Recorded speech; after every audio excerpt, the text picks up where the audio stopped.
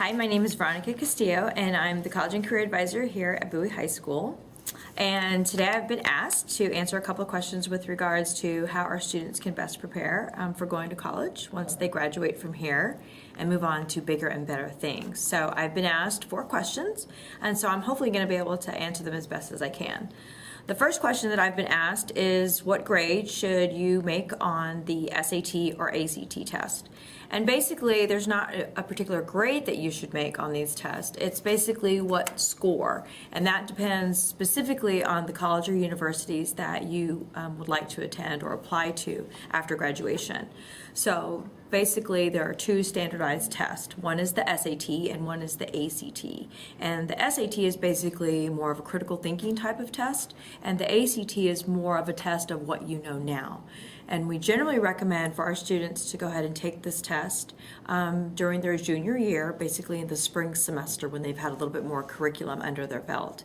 And depending on how students do, if they take it in the spring, then they still have another opportunity to go ahead and take the test again in the fall semester of their senior year.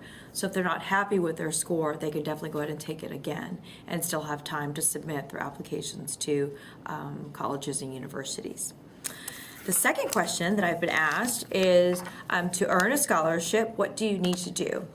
So to earn a scholarship, that takes a lot of hard work, basically, but it's really dependent upon the student.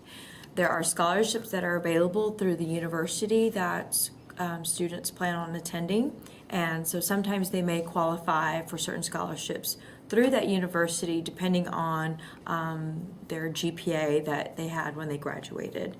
Other types of scholarships could be local scholarships or national scholarships that are awarded to students based on their merit, meaning how well that they've done in high school, or maybe something even quirky, like there's even a scholarship that is awarded to students who are left-handed, or maybe that they are of a certain ethnic background, and perhaps they might be trying to become a nurse or a doctor. They may be wanting to apply to a pre-med program. So there might be a scholarship that's available for that group of students. Or perhaps maybe there are some scholarships that may be available on a need-based, meaning that for a financial need, they may qualify for that type of scholarship as well. So that would be based on perhaps their family's income. Okay, but it is basically a process. So scholarships, generally students can apply for them when they are seniors, and they can look basically through their Naviance account, or they can go ahead and check throughout their local community, perhaps maybe their parent's employer, or even some scholarships are available through your local church or local bank. So I always tell students to be on the lookout for any types of scholarships that they may think that they want to apply for.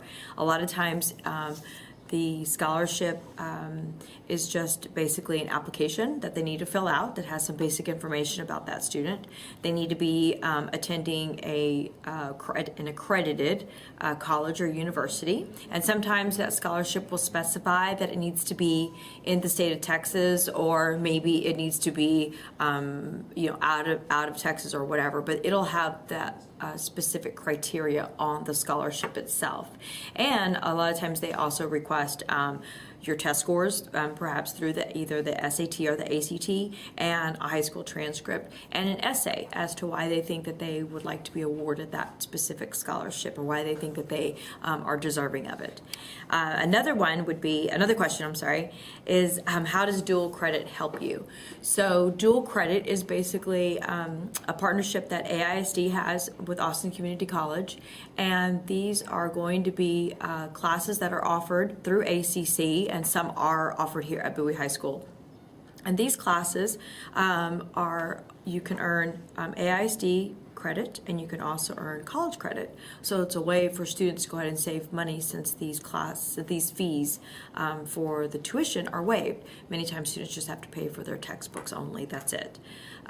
But of course it is a college course, so we definitely they still need to prove that they're eligible to take these classes. But students, if they qualify, then they can start taking classes beginning after their sophomore year. So the summer following their sophomore year, students can start taking up to 2 classes per semester through the spring semester of their senior year. Okay, so dual credit can definitely help you by demonstrating to colleges and universities that you are taking rigorous coursework. So it's something that looks very good on a high school transcript. It looks good just like advanced placement courses as well. And the fourth question that I've been asked is, how do you choose your graduation program? So right now, all students, you don't choose your graduation program per se, because all students right now follow the recommended graduation program. For those students who want to go ahead and graduate under the Distinguished Achievement Program, they would apply for it in their senior year, and they would have to show proof of advanced measures, and it needs to be at least 4 advanced measures in order for them to qualify for a Distinguished Achievement Program.